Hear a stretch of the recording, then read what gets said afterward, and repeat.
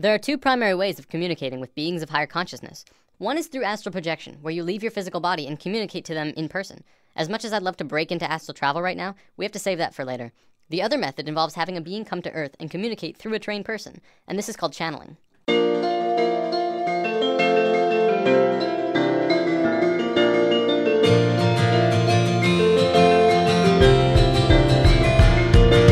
Channeling is a natural form of communication between humans and beings of higher consciousness, included but not limited to angelic beings, spirits of nature, non-physical entities, or even animals and pets.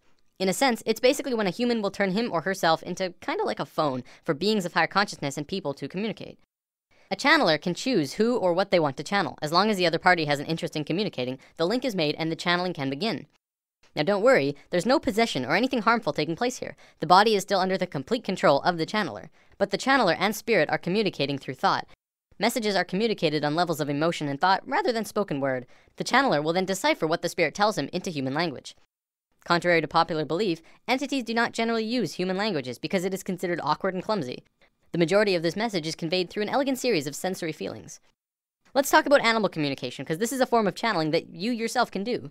Channeling pets is one of the easiest forms of this art. Pets, of course, do not use human language, but they have a strong desire to communicate with humans. A small disclaimer, if you're planning on trying this, it's also helpful to charge your third eye chakra, as we talked about in lesson 2. It will assist with your mental connection to them. You'll want to practice on a family pet before taking a leap to anything else. A cat or dog who is familiar with you is the best choice to begin. Cats are a tad more difficult because they tend to pick and choose what they want to listen to. A family dog can be easier as they are pack animals and will be more apt to tune in to the leader of the pack, which is you. So let's go over some of the basic steps to do this. Start by taking your dog into a quiet room. Sit on the floor next to him, or if he's allowed on the couch or bed, have him sit next to you. Pet him in his favorite spot until he's settled in. Then start talking quietly to him in a loving tone. Find one short sentence or word and use it over and over. You could say, hey there sweetie, or okay buddy. Let's just call this your key phrase. When you've gone over your key phrase 10 times or so, close your eyes and be silent. Stop petting him and begin to form a picture in your mind of what you want him to know. You may have to practice visualizations if you haven't ever done this before. After the picture is formed and clear, float the image out of your forehead where your third eye is located and into your dog's head directly between the eyes. Once you've done this, speak the key phrase again one more time and float the image again into his head. Keep doing this until he either leaves to get up or puts his head on your lap. If he leaves, follow him and do it again. If you begin to get a reaction from him, like putting his head in your lap or something else, congratulations, you've just communicated with your dog. Cats are a bit more stubborn, so it'll depend on the cat you're trying to communicate with. The image you're visualizing to him may have to be their favorite cat treat or something that they really like. If they're especially loving snuggle cats, then that's all the better. Use the same directions with the dog though, and who knows, you could be talking with them in no time. If you have smaller animals like avians and reptiles, you have to remember that the animal has a smaller brain. Their reception of pictures is apt to be slower and take longer.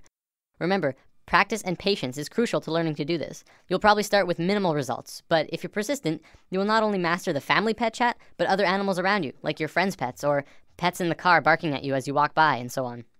One big question that everyone has around now, well, do they talk back? Yeah, they do.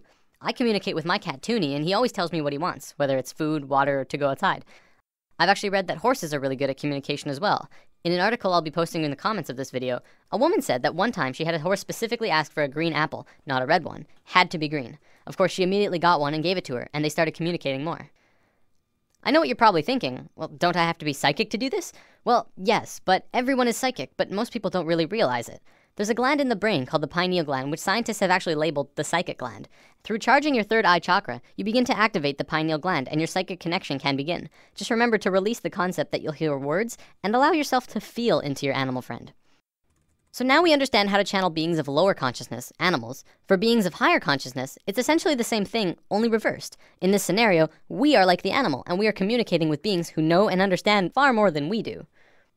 There's actually a being channeled named Cryon of Magnetic Service. He talks a lot about worldly events and what's going on a global scale. What's interesting is that Cryon has been invited to the United Nations 7 times over the last 13 years. If the UN listens to channeling, maybe it deserves a little more credibility than we realize. On my YouTube, I'm going to be posting small snippets from various channels, but most of them from Crimson Circle. Crimson Circle started out in 1999 when a being named Tobias started communicating with Jeffrey Hope. There's actually a really cool story here. I can't go over all of the details, but Tobias was actually written about in the Bible, in the book of Tobit. This particular book was removed by the church in 1546 during the Council of Trent. Tobias was written as one of the main characters in that book, and Jeffrey and him began communicating more. In 1999, Crimson Circle was formed, a group dedicated to communicating with Tobias and other spirits. Up until recently, it was mostly Tobias who was channeled by the Crimson Council. Tobias then said that he wanted to return to Earth and live another lifetime because he missed physical reality, and said his goodbyes. Today, Adamus St. Germain is channeled instead, and he's very lively.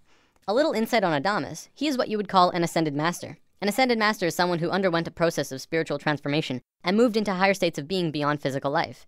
This will make way more sense in future lessons. Okay, I want to wrap up by going over a short list of definitions. During the channelings, you may hear some words that you're not familiar with. Amyo is absolute and pure trust in the self, the realization of the I am. Makyo are kind of like lies that you tell yourself, that take you away from the I am, like I'm not good enough or I can't do it yet. Kind of like the opposite of Amyo. Ascension is the process of going from one lifetime to the next while staying in the same physical body. Kaldra, you may hear this one a lot actually. Kaldra is the nickname that Tobias gave to Jeffrey. So if you ever hear Jeffrey say during a channeling, Kaldra doesn't want me to say this, but I will anyways, that's Adamus speaking through Jeffrey about Jeffrey, whose nickname is Kaldra. Is that confusing? Shambra is the name that Adamus uses for the group of humans going through the awakening process. If you're watching the videos, you too are a Shambra. Shoud is a channeling, essentially. What you'll be watching are shouds, gatherings for communication with Adamus and other beings. Well, that wraps this one up. Happy channeling! Nothing like the sun to keep you from stumbling in the dark. Fought out once or twice, you figure out where you gotta start.